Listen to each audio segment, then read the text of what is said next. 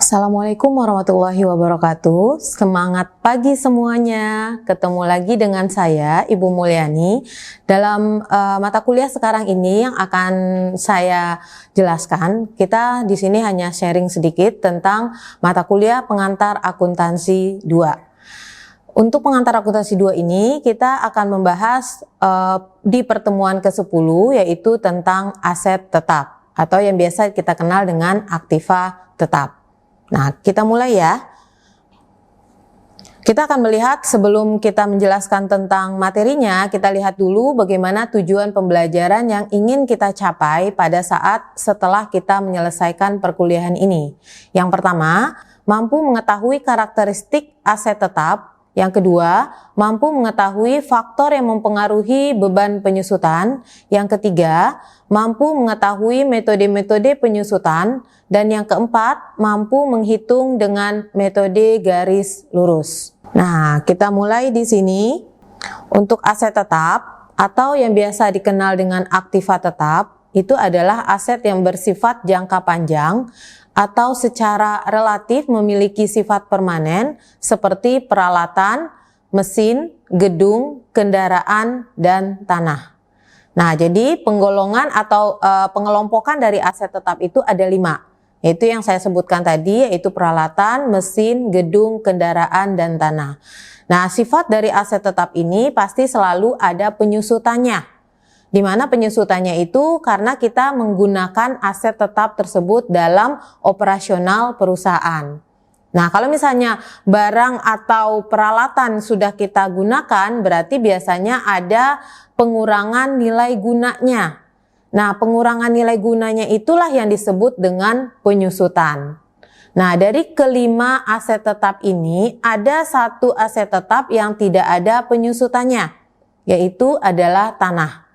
Karena tanah itu tidak mungkin berkurang ya. Misalnya pada tahun ini kita membeli tanah seluas 1 hektar. Tidak mungkin untuk periode berikutnya atau semester berikutnya tanah itu akan menjadi 999 meter persegi. Nah, makanya untuk tanah itu tidak ada penyusutannya, pengecualian. Nah, kita lanjut di sini, sudah saya jelaskan tentang aset tetap itu apa saja dan bagaimana penyusutannya. Nah, sekarang kita lihat untuk aset tetap mempunyai karakteristik sebagai berikut. Nah, kita lihat sifat-sifatnya satu-satu. Yang pertama, memiliki bentuk fisik dan dengan demikian merupakan aset berwujud. Nah, jadi sebenarnya aset tetap ini ada yang berwujud dan ada yang tidak berwujud. Nah, yang dilakukan penyusutan itu adalah aset tetap berwujud, kelihatan ada asetnya, ada barangnya, ada bentuknya. Ya. Nah, yang kedua, memiliki dan menggunakan dan digunakan oleh perusahaan dalam kegiatan operasional. Tentunya adalah operasional perusahaan supaya meningkatkan aktivitas dari perusahaan tersebut. Aktivitas perusahaan meningkat diupayakan akan meningkatkan keuntungan pada perusahaan tersebut. Oke, yang ketiga, tidak dimaksudkan untuk dijual sebagai bagian dari kegiatan operasi. Jadi istilahnya di sini, kalau aset tetap di dalam perusahaan itu bukan merupakan barang dagangan yang gampang kita jual. Nah, tapi kalau untuk aset tetap ini dianggap sebagai kekayaan perusahaan yang akan menunjang kegiatan operasional perusahaan. Ya. Nah, bagaimana Bu kalau misalnya kita butuh dana pada saat kita melakukan operasional perusahaan? Apakah kita lebih bagus menjual aset tetap daripada kita berhutang? Nah, tergantung. Kalau misalnya aset tetap tersebut sangat bermanfaat bagi perusahaan, sebaiknya jangan dijual dulu. Kalau misalnya keuntungannya lebih besar, kalau jika kita mempunyai aset tetap tersebut. Ya, tapi kan lebih baik dijual Bu daripada kita berhutang. Nah, kita lihat lagi. Misalnya, Kita jual aset tetap. Kita tidak mempunyai aset tetap, misalnya tidak mempunyai mesin. Pada saat operasional mesin itu sangat dibutuhkan. Kita punya dana, tapi kita tidak punya mesin. Otomatis kita harus menyewa. Nah, biasanya biaya sewa itu lama-kelamaan jika diakumulasi dari tahun pertama sampai beberapa tahun berikutnya, itu biasanya biayanya lebih besar dibanding kita harus membayar bunga. Ya. Nah, oleh sebab itu sebaiknya kita perhatikan dulu apakah yang bermanfaat itu menjual aset atau membayar bunga atas pinjaman kita. Nah, kalau misalnya lebih menguntungkan kita mempunyai aset, ya sebaiknya jangan menjual aset, sebaiknya lebih kepada meminjam uang. Ya, seperti itu untuk penggunaan aset tetap. Selanjutnya di sini untuk kriteria aset tetap, menurut PSAK 16, kriteria aset tetap itu adalah yang pertama barang berwujud yang saya sebutkan sebelumnya tadi. Yang kedua, dimiliki untuk digunakan dalam produksi atau penyedia barang atau jasa untuk direntalkan kepada pihak lain atau untuk tujuan administratif.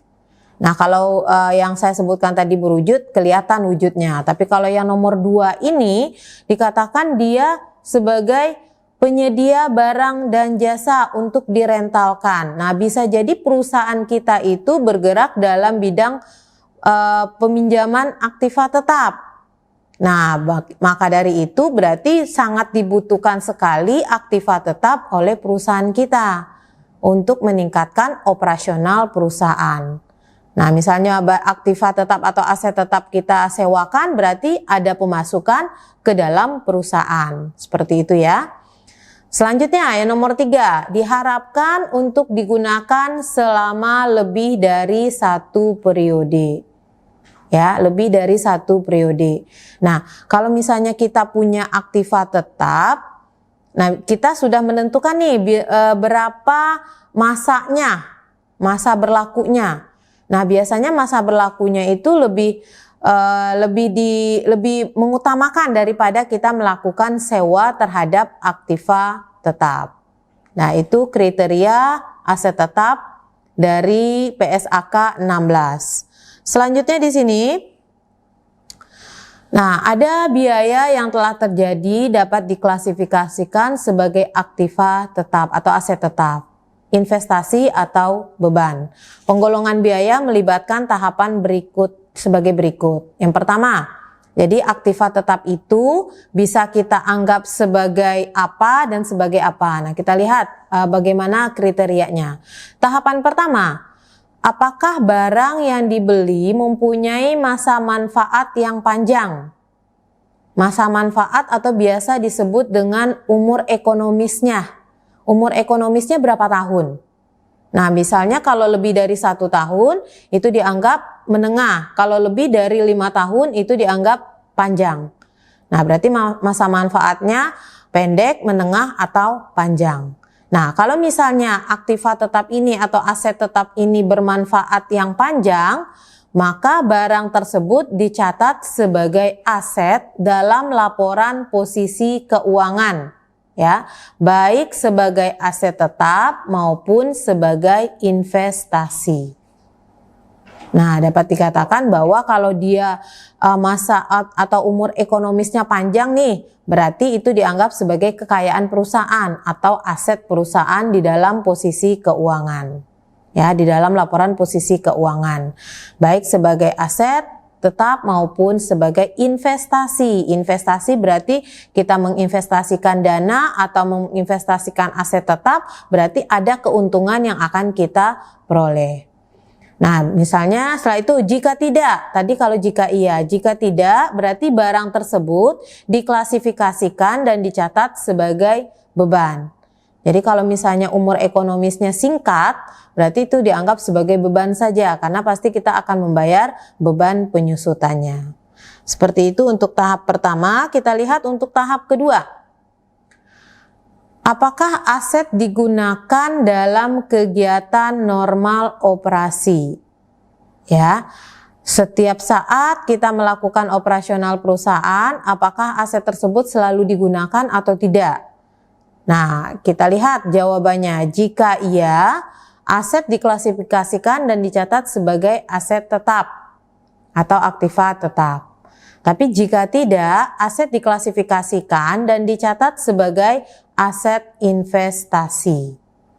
Ya, kalau misalnya itu merupakan bisa dikatakan sebagai kegiatan normal operasi, maka dia dianggap sebagai aktiva tetap.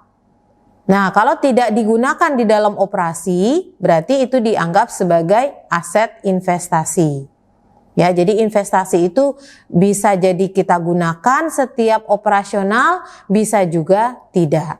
Nah, kalau misalnya digunakan pada saat operasional, maka itu disebut sebagai aset tetap. Kalau tidak, berarti investasi. Oke, selanjutnya di sini. Nah, saya akan menjelaskan sedikit tentang faktor yang ada di dalam penyusutan. Terdapat 3 faktor yang menentukan jumlah beban penyusutan yang diakui setiap periode. Ya, ini faktornya apa saja yang menentu pada saat kita melakukan penyusutan. Yang pertama, biaya awal aset tetap yang biasa kita kenal dengan biaya perolehan. Nah, biaya perolehan itu adalah biaya yang kita keluarkan pada saat kita memperoleh aset tetap. Nah, apa saja biaya perolehan tersebut?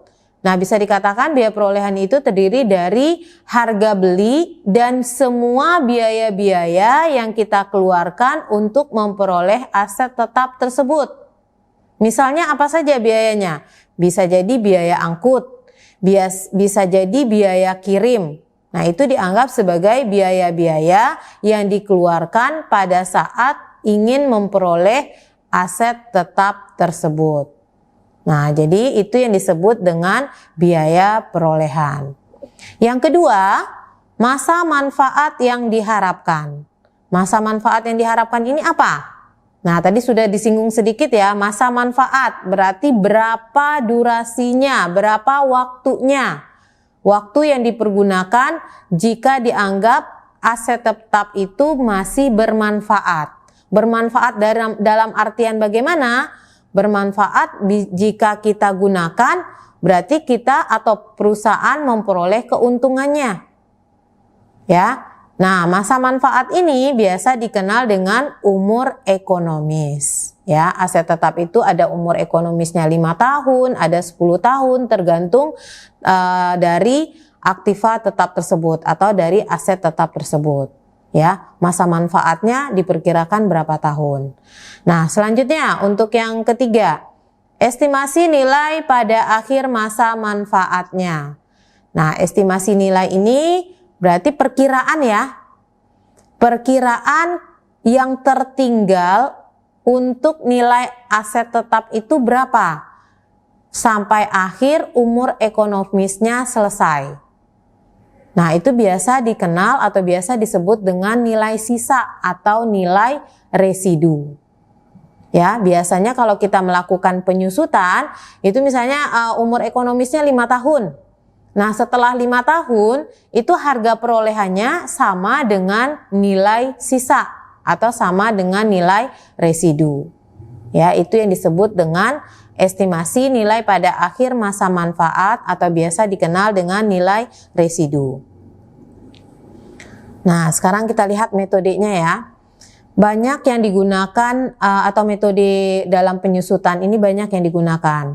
Kita lihat yang pertama, di sini ada berbagai metode pengalokasian harga perolehan aset dapat digunakan oleh perusahaan berdasarkan pertimbangan dari pihak manajemen perusahaan sendiri.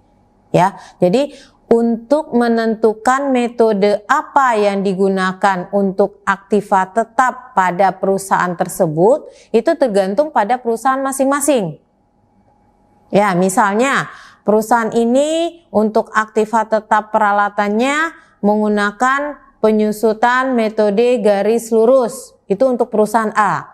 Ternyata perusahaan B menggunakan metode penyusutan untuk peralatannya dengan menggunakan metode saldo menurun ganda. Itu nggak masalah. Jadi diberikan hak kepada perusahaan untuk menentukan metode apa yang digunakan pada saat melakukan penyusutan aktiva tetap. Nah, tapi kita lihat lagi keterangannya di sini. Metode apapun yang dipilih oleh perusahaan harus dapat diterapkan secara konsisten dari periode ke periode. Jadi kalau misalnya periode sekarang nih kita menggunakan metode metode garis lurus, maka periode berikutnya kita juga harus menggunakan metode garis lurus. Tujuannya untuk apa? Untuk melihat atau bisa membandingkan antara satu periode dengan periode berikutnya. Karena kalau misalnya periode ini kita menggunakan metode garis lurus dan metode berikutnya kita menggunakan metode saldo menurun ganda, itu hasilnya tidak akan sama. Jadi kalau misalnya perusahaan sudah menentukan satu metode, maka dia harus konsisten terhadap metode yang digunakan. Nah, selanjutnya metode alokasi harga perolehan harus diseleksi agar sedapat mungkin mendekati pola aset yang bersangkutan. Jadi sesuai dengan kebutuhan. Nah, misalnya seperti ini. Kalau kendaraan atau mesin itu tidak cocok kalau kita menggunakan metode garis lurus. Nah, kalau mesin ada istilahnya umur ekonomis dalam jamnya. Berapa jam sudah digunakan. Untuk kendaraan juga sudah berapa kilometer dipakai atau dibawa kendaraan tersebut. Jadi itu kurang tepat kalau misalnya kita menggunakan untuk mesin atau kendaraan dengan menggunakan metode garis lurus. Oke, kita lanjut di sini. Nah, ini macam-macam dari metode tersebut ya. Ada beberapa metode berbeda untuk menghitung besarnya beban penyusutan. Dalam praktek, kebanyakan perusahaan akan memilih satu metode penyusutan dan akan menggunakan untuk keseluruhan aset yang dimilikinya. Beberapa metode tersebut yaitu yang pertama berdasarkan waktu. Jika berdasarkan waktu ini ada lagi pembagian metodenya. Ada metode garis lurus, ada metode pembebanan yang menurun. Nah, metode pembebanan yang menurun itu pembagiannya ada dua juga, metode jumlah angka tahun dan metode saldo menurun ganda. Selanjutnya berdasarkan penggunaannya, ada metode jam jasa. Yang kedua ada metode unit produksi. Nah, ini yang saya sebutkan tadi. Kalau untuk peralatan itu cocoknya adalah metode garis lurus, metode jumlah angka tahun dan metode saldo menurun ganda. Untuk metode ini tidak cocok digunakan pada mesin dan pada kendaraan. Nah, pada mesin dan kendaraan itu cocoknya berdasarkan metode berdasarkan penggunaan. Ya, yaitu metode jam jasa dan metode unit produksi. Jam jasanya atau jamnya sudah berapa lama digunakan. Terus unit produksinya sudah berapa jam juga digunakan. Nah, berdasarkan seperti itu maka kita menggunakan metode berdasarkan penggunaannya dengan penyusutan untuk mesin dan kendaraan. Nah, kita lihat yang pertama ya, metode garis lurus. Dengan metode ini, besarnya beban depresiasi dialokasikan dalam jumlah yang sama untuk setiap tahun selama masa manfaat aset tersebut.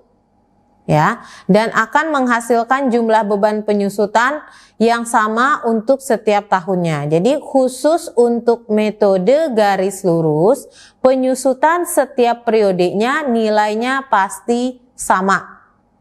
Ya, penyusutan tahun pertama, penyusutan tahun kedua, penyusutan tahun ketiga sampai penyusutan tahun ke N itu besar nominalnya sama.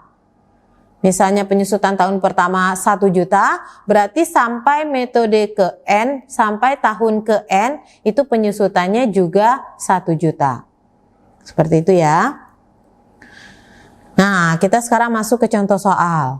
Pada bulan Januari 2019 dibeli sebuah aset tetap dengan harga perolehan sebesar 100 juta rupiah. Berdasarkan estimasi manajemen, aset tetap ini memiliki umur ekonomis selama 5 tahun dengan nilai sisa sebesar 5 juta rupiah pada akhir tahun kelima. Berarti umur ekonomisnya cuma 5 tahun ya, karena disebutkan di sini pada akhir tahun kelima atau umur ekonomis selama 5 tahun. Yang diminta, hitunglah tarif penyusutan per tahun. Yang kedua, beban penyusutan per tahun. Dan yang ketiga, schedule penyusutannya. Kita lihat penyelesaiannya. Yang pertama, tarif penyusutan per tahun. Tarif penyusutan per tahun berarti 100% dibagi N. Berarti N-nya ini berapa tahun umur ekonomisnya? Ya, berarti 100% dibagi 5 sama dengan 20%. Setelah itu untuk beban penyusutan per tahunnya, harga perolehan kurang nilai residu dikali tarif penyusutan. Harga perolehannya 100 juta, dikurangi nilai residu 5 juta, dikali tarif 20%. Berarti hasilnya 95 juta dikali 20% dapatnya 19 juta. Itu untuk tarif penyusutan dan beban penyusutan per tahun. Nah, sekarang kita lihat ya untuk schedule penyusutannya. Dimulai dari tahun atau awal tahun 2019, 5 tahun kemudian sampai tahun 2023. Untuk nilai tahun buku atau nilai buku akhir tahun, tahun ke nolnya 100 juta rupiah. Berarti ini belum ada penyusutan. Bisa jadi dikatakan pada saat ini adalah pada saat pertama kali kita membeli aset tetap tersebut. Berarti belum ada penyusutannya. Setelah itu kita masuk ke tahun pertama 2019. Beban penyusutannya 19 juta. Akumulasi penyusutannya 19 juta.